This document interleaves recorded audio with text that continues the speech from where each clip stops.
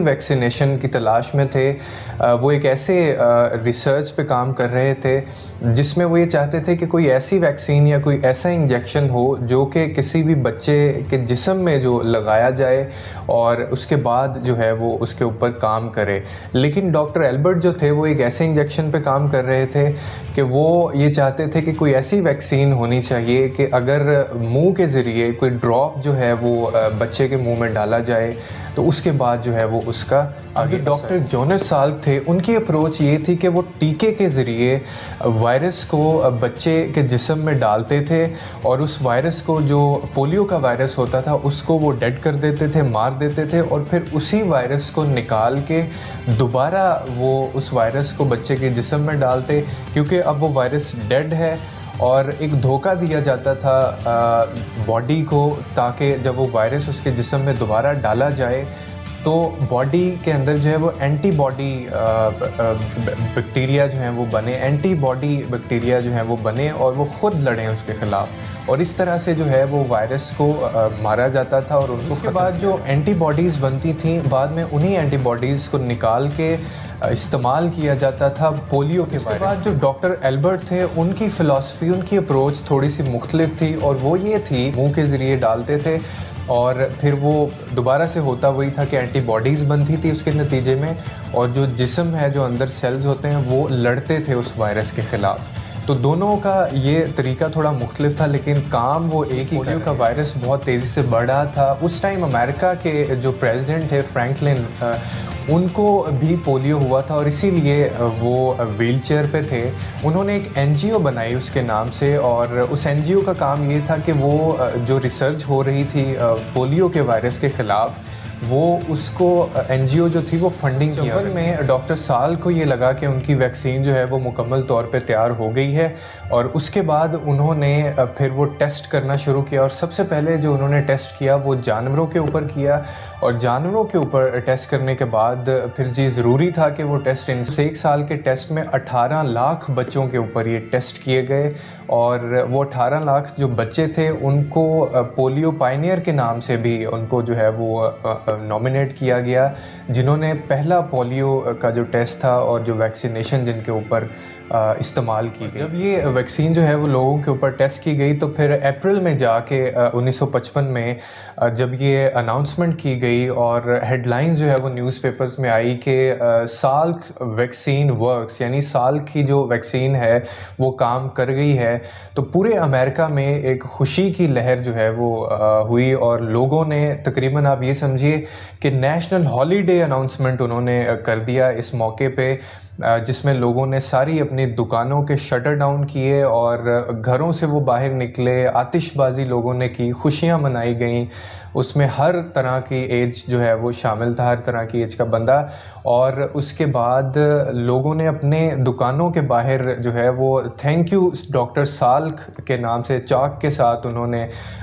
جو ہے وہ لکھ دیا. تقریباً جب یہ ویکسینیشن جو ہے وہ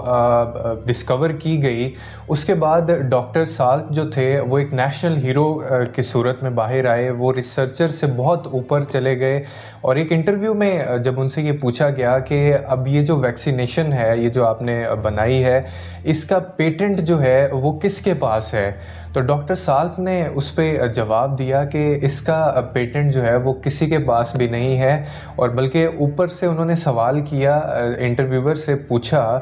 کہ کیا سورج کا کوئی پیٹنٹ رائٹ جو ہے وہ ہو سکتا ہے، اور اگر ہے تو وہ پلیز آپ مجھے بتائیے. یعنی انہوں نے، وہ اتنے بڑے انسان تھے اور اتنی بڑی سوچ کے وہ مالک تھے کہ انہوں نے اس کا ویکسین کا پیٹنٹ رائٹ بھی استعمال نہیں کیا، اور اس کے بدلے میں انہوں نے احساس دلایا کہ بہت ساری ایسی چیزیں ہیں جو ہم، آکسیجن ہے، روشنی ہے، پانی ہے، اگر ان چیزوں کے بھی پیٹنٹ رائٹس ہوتے تو آج کیا ہمیں وہ چیزیں مل رہی ہوتی. اور حالانکہ وہ چیزیں لمیٹڈ ہیں، مطلب ہم کوئی بھی کیسے بھی اس کو استعمال. کہا جاتا ہے کہ اگر ڈاکٹر سالک اپنے پیٹنٹ کا جو رائٹ ہے وہ استعمال کرتے، اور اگر ہم اس کی کیلکولیشن آج کے دور میں کریں تو تقریباً 40,000 کروڑ روپے جو تھے وہ ڈاکٹر سالک کما سکتے تھے اپنے صرف پیٹنٹ کے ساتھ. اور لیکن انہوں نے 40,000 کروڑ جو ہیں وہ انسانوں کی بھلائی کے لیے انہوں نے اس کو جو ہے وہ ڈسکور کیا، اور آگے سے کہا بھی کہ اس کا کوئی پیٹنٹ رائٹ نہیں ہے، ہم صرف اس دنیا میں ایک دوسرے کا بھلا کرنے اور to be a good human being کے طور پہ۔ مزے کی بات یہ ہے کہ جو امریکہ میں جس ٹائم پہ یہ پریکٹسز جو ہیں وہ پولیو کا جو ٹیکہ لگ رہا تھا، آج بھی پاکستان کے اندر یہ پریکٹس جو ہے وہ جاری ہے، ڈنمارک کے اندر، کینیڈا کے اندر، یہاں تک کہ وہ تمام کنٹریز جہاں پہ یہ اناؤنسمنٹس کر دی گئی ہیں کہ وہاں پہ ایک بھی پولیو کا جو جس کو پولیو ہے، کوئی ایک بھی ایسا شخص نہیں ہے جس کو پولیو ہو، وہاں پہ بھی ابھی تک پولیو ویکسینیشن جو ہے وہ دی جاتی ہے، اور یہ لازمی ہے۔ اور ڈاکٹر سال کا بھی یہی کہنا تھا کہ جب تک اس بیماری کو ہم آخری حد تک نہیں مٹا سکتے یا مٹا دیتے، تب تک اس کا خاتمہ نہیں ہو سکتا، اور اس کے لیے پھر دوسرے جو کنٹریز تھے انہوں نے رابطے کرنا شروع کیے امریکہ سے اور دوسرے کنٹریز سے کہ ہم خود اس ویکسینیشن کو ڈیولپ کرنا چاہتے ہیں، اور یہ فری آف کاسٹ ہم اپنی جو سٹیزنز ہیں ان کو یہ لگائیں گے۔ تو یہ صرف ایک شخص کی وجہ سے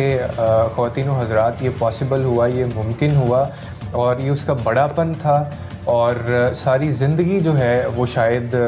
ویسے تو اللہ کرے کہ اس کی ویکسینیشن جو ہے وہ رہے، اور لیکن یہ بیماری ختم ہو جائے اس ارتھ کے اوپر سے، لیکن اس کا جو بیماری کے اگینسٹ جو ویکسینیشن ہے وہ جاری ہے، اور وہ اسی وجہ سے رہی کہ اس کا پیٹنٹ رائٹ استعمال نہیں کیا گیا۔ یہ فری آف کاسٹ آپ کو اور مجھے بھی ملا، کسی کو کبھی کوئی مشکل نہیں آئی ہے۔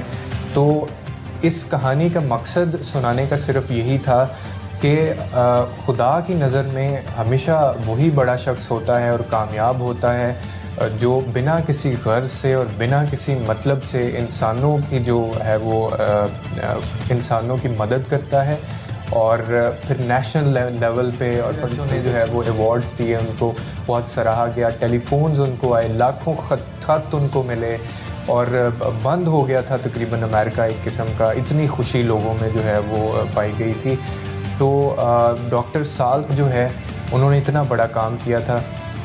تو اللہ تعالیٰ آپ کو بھی اور مجھے بھی کچھ ایسے کام کرنے کی توفیق عطا فرمائے کہ جس کے اگینسٹ ہم اپنا کوئی فائدہ نہ ڈھونڈیں۔ بہت شکریہ، اگر آپ کو یہ ویڈیو پسند آئی تو شیئر کیجیے۔